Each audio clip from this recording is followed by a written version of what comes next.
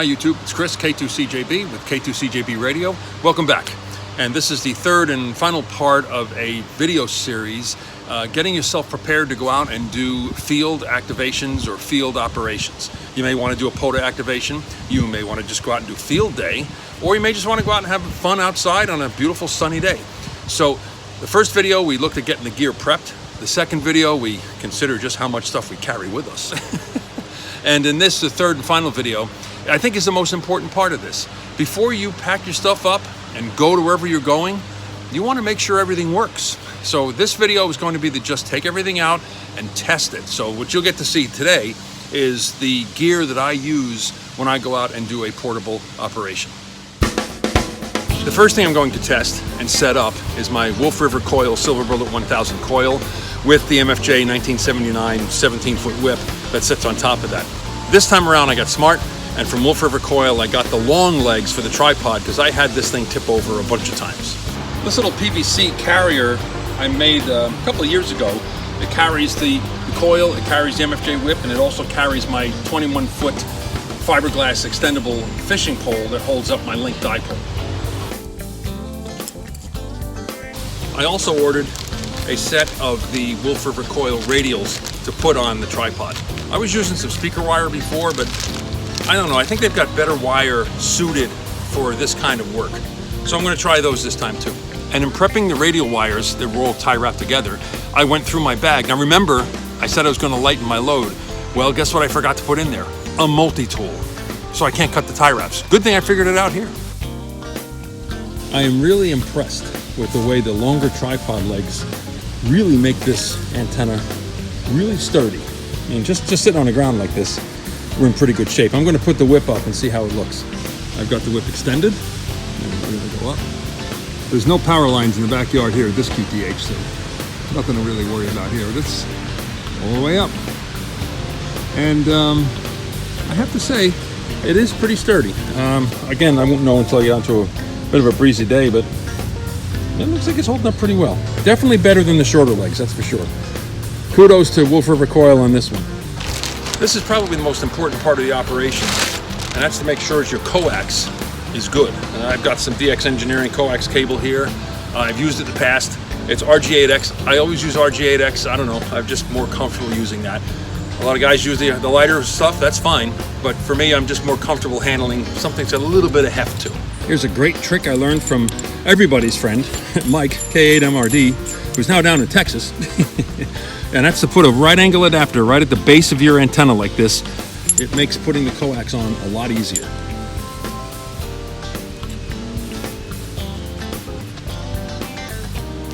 Simple. Now, before we plug any antenna into any radio and power up anything, the first thing we do is make sure the antenna is resonant and working. So get yourself some sort of antenna analyzer, either the Rig Expert or get the MFJ or the Comet. Doesn't matter which one you get, as long as you have one. It will save the finals in your radio so you don't transmit into a bad load, but also to make sure that you've got your antenna system as efficient as possible. I'm thinking today is a 40-meter day, so I'm going to just set myself up for 40 meters. Right now the antenna is resonant a little lower than I wanted it. That's 7.200. So it's resonant a little lower. So I want to make the antenna a little shorter. And that means to move the collar up maybe one click on the coil. Well, we're about 1.5 to 1, and it gets a little better further up into the phone band I go. So you know what? I'm going to live with that. You did charge your battery, right? You don't want to find that out the hard way. Don't worry, mine's charged. You want to go back to 70% of the lower 48 engines.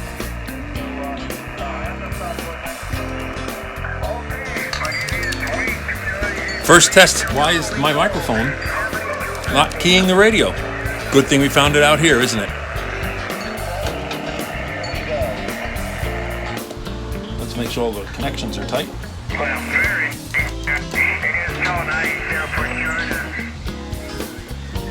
Okay, did some troubleshooting, and it looks like the Soda Beam's processor has a problem with the keying line to key the radio. So I suspect there's something up with the connector on this little cable, so I'm going to have to check that out. But it works fine with the microphone plugged directly into the radio. So, good thing we checked it here. Anyone else Call now. Kilowatt 2, Charlie Juliet Bravo QRP. Go ahead, Gary. Yeah, Ted, you said that changing some medication is common for people to take 2 or 3 or sometimes even more different types of blood pressure medication. See what difference it makes. I use this one mostly for my 2 meter and 2 meter single sideband. That's a very nice balance. It's a nice frequency response too. Is that a diff mic? Roger that. Where is that? Kilowatt 2, Charlie Juliet Bravo QRP. CQ calling CQ40. Hello, CQ40 meter K8NY calling. Kilo 8 November Yankee. K8NY calling CQ40. Hello, CQ40 from K8NY. Kilo 8 November Yankee. K8NY calling CQ40 and standing by for a call. Kilowatt 2, Charlie Juliet Bravo QRP. Kilowatt 2, Charlie Juliet Bravo QRP. November 8 Bravo November, a bunch of other people calling too. Kilowatt 2, Charlie Juliet Bravo. Kilowatt 2, Charlie Juliet Bravo.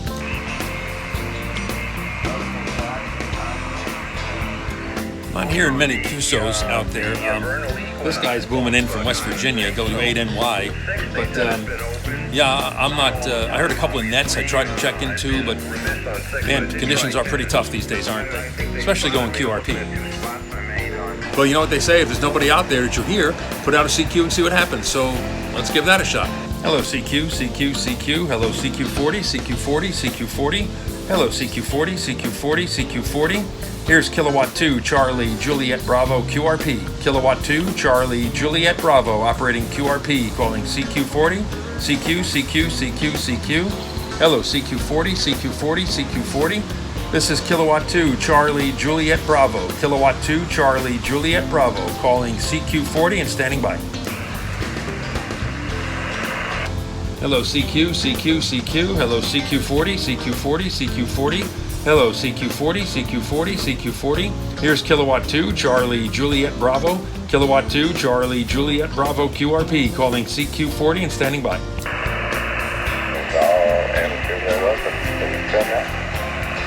Kilowatt 2, Charlie Juliet Bravo QRP. Well, I heard a QRP station and it got a Charlie in there. Roger, roger, roger. Kilowatt 2, Charlie Juliet Bravo. Kilowatt 2, Charlie Juliet Bravo. QRP.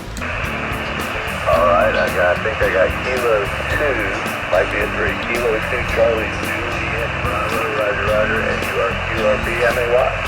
Running 5 watts. 5 watts. 1, 2, 3, 4, 5. 5 watts. That's 5 watts. I'm in North Carolina. This is my call sign. Kilo 4, Juliet Echo Lima.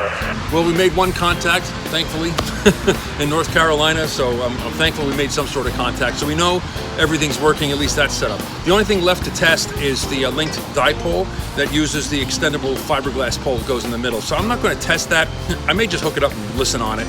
I'm not going to try to make any contacts, but just to make sure, if it hears, we know the radio's transmitting, the coax is good. So we can hear well on the dipole and we know things are kind of working. Now this little contraption here is an idea that I borrowed from my good friend Tracy, VE3TWM of Outdoors on the Air YouTube channel, an outstanding YouTube channel if you want to learn how to get out in the field and operate ham radio.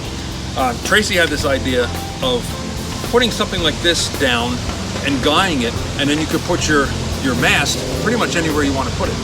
So I tried this last year for field day, and I'm going to try it again today.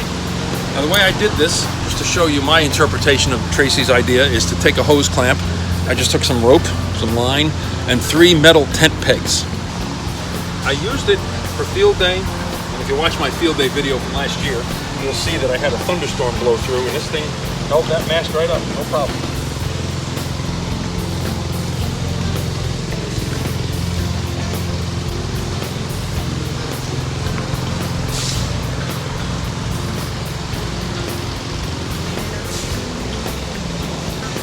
The linked dipole I use is the Tim Ortiz 20 and 40 meter linked dipole. You can get it on eBay. It's an outstanding product. It's built really well. And I keep all my dipole gear in this one little pouch. I use a couple of these tent pegs with a couple of small little bungee cords to hold the end of the antenna. I'll show you how I do that. Here's the dipole here. It comes in a nice little camel bag. I don't know if he does that anymore. And here's the antenna itself. Nice little heat shrinked center element here. And then you've got your two legs of your dipole. The mast simply fits inside this PVC. That's it. This is the most important part. The pole slips through here, the antenna hooks on there. If I don't have this, the antenna can't go up. Another thing to make sure of when you set these antennas up is make sure the coax is connected to the antenna before you put it up. If you've watched any of my POTA videos, you've seen that I have forgotten to do that more times than I care to think. Here's how I hook the antenna onto the mast. Right here at the center, there's a little loop. Put the bungee cord on that, and then the bungee cord goes into my little adapter here. Here's one of Tim's links. Simple little barrel connector. Snap that together. Now you've connected the two sections of the dipole on each leg. Now it is a 40-meter dipole. And you take these apart, it's 20 meters. So I'm going to stay with the 40 since the radio's already set up for that. There's the center of the dipole. You can see my little contraption on the top to hook everything up. And I'm going to walk it down and show you this section over here and how I attach it to the ground. Simple tent peg into the ground, a little bungee cord, hooked right onto the antenna. That's it. And here's the guide mast holder, for lack of a better word. This works just fine. I think the only thing I might add is some sort of a pin in the center of the base to kind of hold it stable in the ground.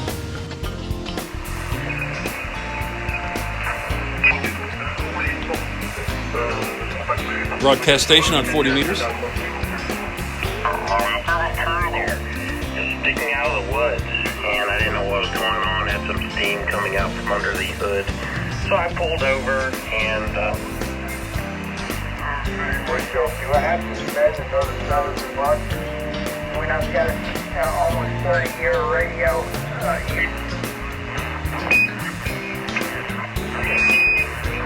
Well, it's listening okay. So we know the radio works, we know the coax is good, so I'm going to assume that the dipole would work as well. If it's hearing, I don't think there'll be any problem using it in the field. So that's the end of this video series, talking about getting yourself prepared to get your ham gear out into the field and do some field operations. The first thing you do is make sure all your gear and everything, all the pieces are together. The second thing you do is ask yourself, do I need to carry all of this stuff? And then the last thing, get your gear out in your backyard or wherever you live and test it there. Don't pack it all up in your vehicle, go to wherever you're going and find out something doesn't work or you forgot something in your pack. So the best thing to do, the summer's here, get out and operate ham radio. I hope this series was helpful to you, and if it was or any of my other videos have been helpful, you can help me and just click like, let me know you like this video, and also click subscribe. That's a big help to all of us YouTubers, and it just shows us that what we're doing is something that people want to keep watching. So again, thanks for watching all these things. 73 from K2 CJB.